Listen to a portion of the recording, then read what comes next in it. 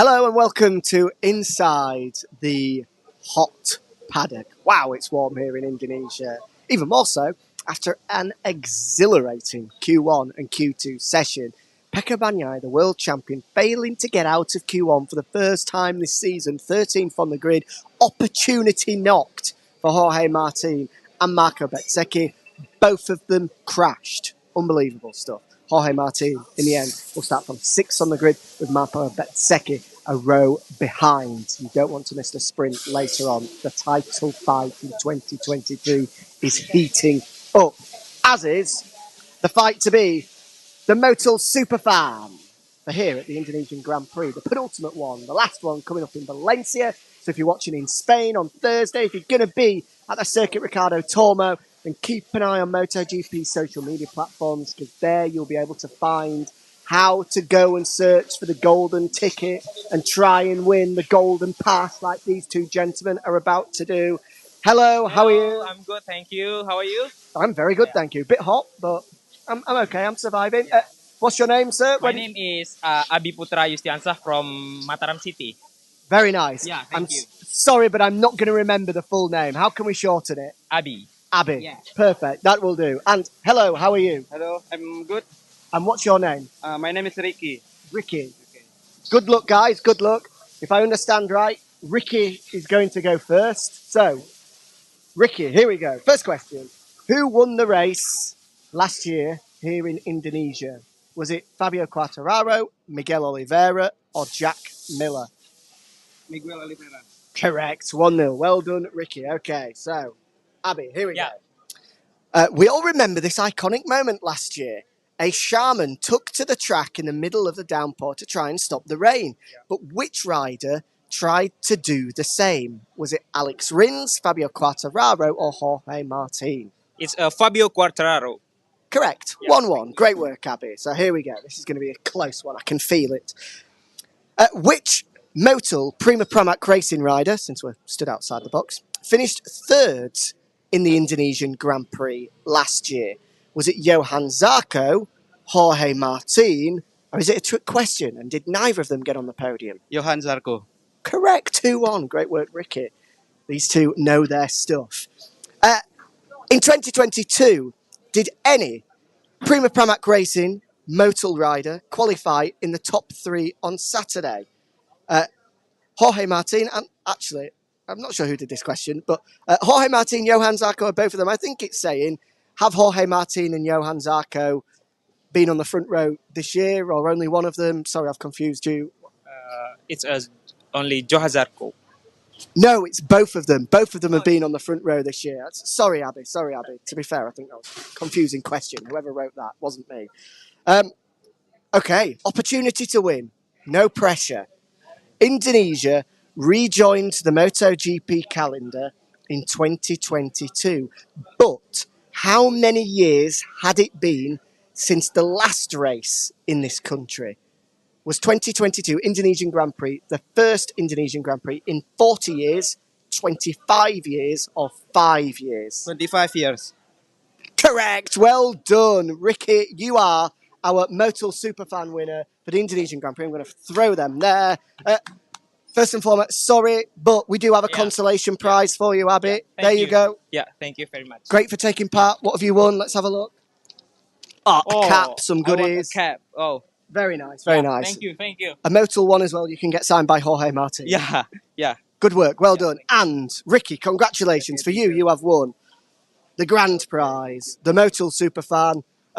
Who are you most excited to see? Your favourite rider? I want to see Jorge Martin. Well, stand here. Don't move, because I think he's going to be coming out. He might not be too happy, but anyway. Well done. Congratulations. Okay. Thank you, thank you. Very welcome. So there we go then. Congratulations to both of them. We have ourselves our Motul Superfan for the Indonesian Grand Prix. Great effort by both of them. Just, you see, it's fine margins in MotoGP. One wrong answer, and that's it. It's gone in the blink of an eye. Right. Let's have a wander down this paddock here in Indonesia then, after what was a frantic qualifying session. We've told you what happened to the title contenders. On the front row of the grid, Luca Marini, a busted left collarbone, plated, making his return this weekend after his crash in the sprint on Saturday at the Indian Grand Prix.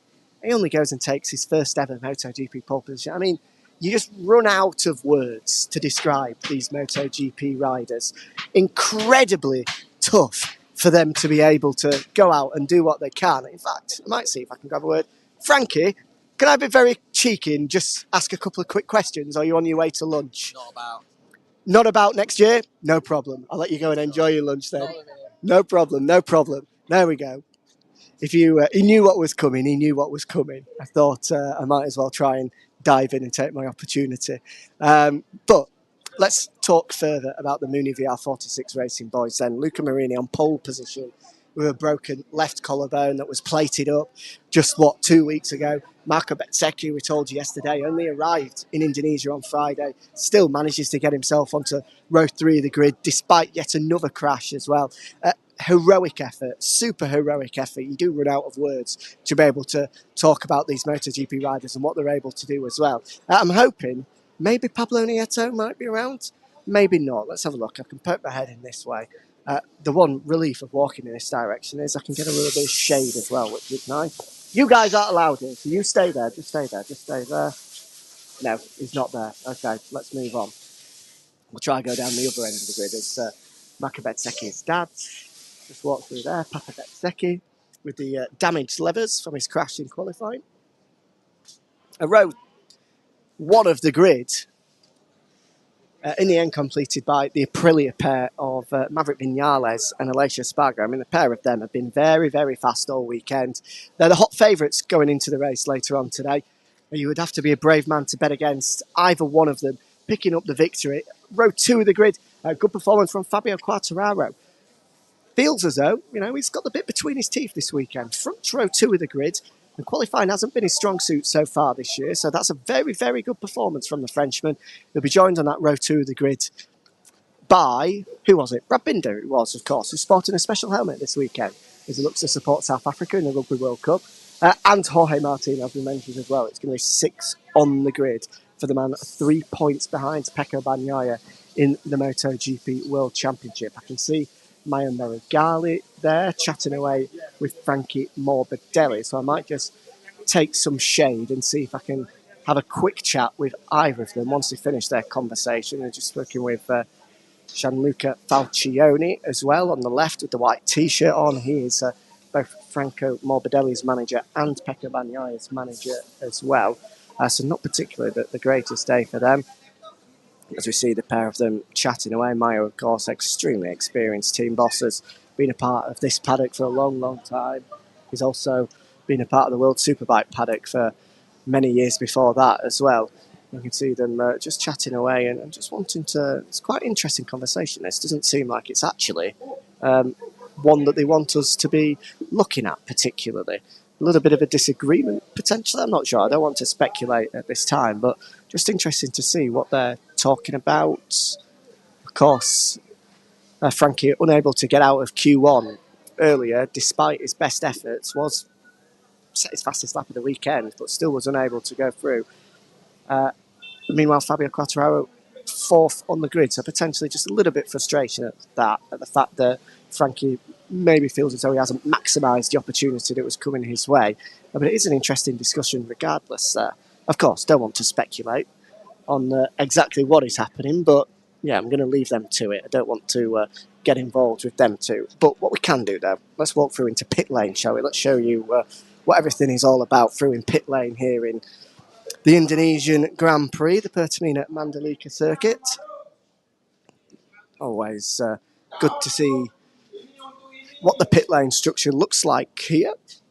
Of course, the riders with the sprint coming up and with these conditions as well, for the most part, have headed off to their offices to cool down and to try and get a rest. And do you know what? I think I might do the same very shortly as well. It may well be a short and sweet version of Inside the Paddock, this, but with the temperatures, it's very difficult to grab a hold of anybody exactly. I mean, we had a good one yesterday. We spoke with Marc Marquez, with Marco Bezzecchi. It's not often that you manage to cash in like that, as you can see. Work is ongoing for all of the teams. Garage doors are down, so we're not particularly seeing much down here, but we'll walk to the end. We'll filter back through, see if there's anyone around Aprilia, because they're probably the happiest team of all of the MotoGP squads at the moment, because even Jack Miller wasn't really able to capitalise in qualifying. I'm sure they would have been hoping for better there. Same goes for Augusto Fernandez and Paul Espargaro, the pair of them unable to get out of Q1. Miguel Oliveira, he will have definitely been hoping for better this afternoon, given the fact that the factory boys are second and third on the grid. He felt that he had the level of them, but wasn't able to match them and get onto those front two rows of the grid. And qualifying, oh so important here, as we mentioned yesterday, due to the fact that we're so close to the beach. The sand every night blows across onto the circuit, and that means that there's a very narrow racing line. If you go off of that, it can be a bit sandy, a bit dirty, and as a result, makes it a little bit easier to make a mistake and crash. I'm not sure we're supposed to go through here. This is the technical control box where the bikes are always pulled into, or the specific bikes that these guys decide to do the regulation checks on. But luckily, because it's lunchtime, no one in there, no checks going on at the moment, so we've got away with it. We'll finish up around Aprilia. Let's see, if we're lucky, maybe there's a Massimo Rivola or Paolo Bonora type floating around that might be able to divulge some information on Aprilia's so far successful weekend. But if not to worry. And such is life. Sometimes you're lucky, like our main man Ricky, who won the Motul Superfan Golden Pass. Sometimes you're not, like Abby. And luckily, Abby, here he is, the man that's third on the grid, sporting some Crocs. I'll just see if I can very quickly.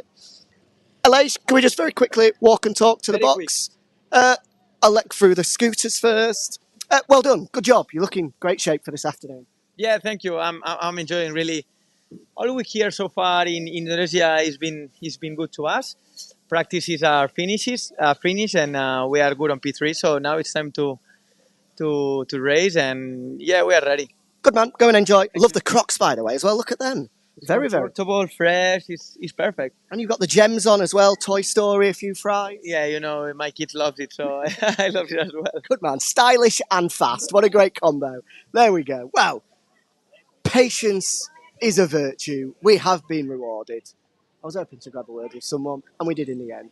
Just when we needed him most, Aleix Espargaro pops out and gives us, most importantly, a view of those magnificent Crocs that he's got on, and all of the gems to accompany them as well.